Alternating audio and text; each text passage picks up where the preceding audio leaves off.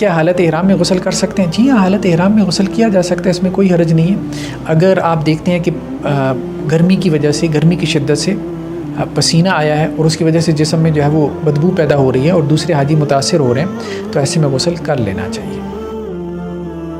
अगर कोई साबुन ऐसा है कि जिसमें थोड़ी बहुत खुशबू भी आ रही है या शैम्पू से भी जो है वो खुशबू वगैरह तो आती है, तो उसके इस्तेमाल में कोई हरज नहीं है, क्योंकि बेसिकली उनका मकसद सफाई सुथराई और तहारत होता है। वो खुशबू के लिए नहीं बनाए गए, लेकिन उसमें कुछ खुशबू ऐड कर दी जाती है, लेकिन खुशबू उनमें मगलूब होती है, थोड़ी होती है, तो असल वो क्लीनिनेस के लिए होते हैं, तो इसमें कोई हरज वाली बात नहीं है। यानी खुशबूदार साबुन इस्तेमाल कर लिया या शैम्पू वगैरह इस्तेमाल कर लिया, तो इसमें कोई हरज वाली बात नहीं।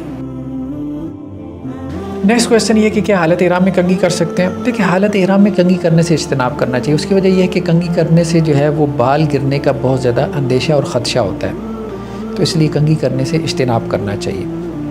बाकी गुस्ल कर सकते हैं, और गुस्ल में जो है वो शैम्पू वगैरह से अगर अपना सर धो ले तो उसमें कोई हरज की बात नहीं है। क्या इहराम की हालत में खुशबू लगा सकते हैं? नहीं, इहराम की हालत में खुशबू लगाना मना है, और अगर उसने ऐसा किया तो उसके ऊपर एक दम यानी एक कुर्बानी वाजिब होगी, एक बकरा या एक दुम्बा जो है वो कुर्बान करेगा।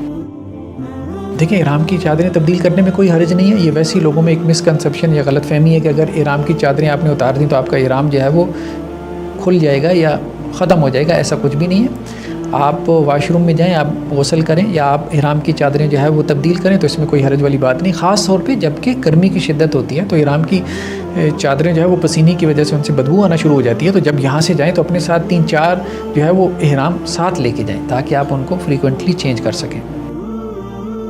देखें, इहराम की हालत में वाज़े तौर पे रवायतों में ये मौजूद है कि आपका टखना जो है वो नंगा होना चाहिए। तो कोई ऐसा जूता, बंद जूता ना पहने कि जिससे टखना कवर हो जाए। हाँ, अगर टखना नंगा है और पाँव की ऊपर की हड्डी कवर भी हो जाए तो उसमें कोई हरज की बात नहीं है, कोई हरज की बात नहीं। ऐसा जूता जो है, बंद जूता पहना जा सकता है कि जिसमें टखना जो है वो नंगा रहे। रवायतों में वाज़े तौर पे ये बात मौजूद है कि औरत हालत इहराम में निकाब भी ना पहने और दस्ताने भी ना पहने। लेकिन निकाब से मुराद जो है वो फेस कवर करना नहीं है। निकाब से मुराद वो ख़ास कपड़ा है जो कि फ़ेस कवरिंग के लिए सिलवाया गया हो, ठीक है। और हज में मतलब आजिज़ी और इनकिसारी के इजहार के लिए ये हुक्म है कि सिला हुआ कपड़ा कम से कम जो है वो इस्तेमाल किया जाए।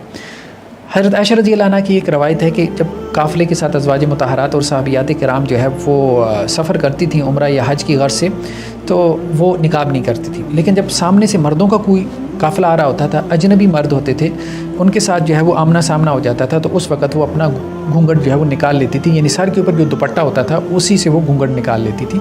तो इसी तरह अगर किसी औरत ने स्कार्फ़ किया हुआ है और उसके ज़रिए से वो चेहरे का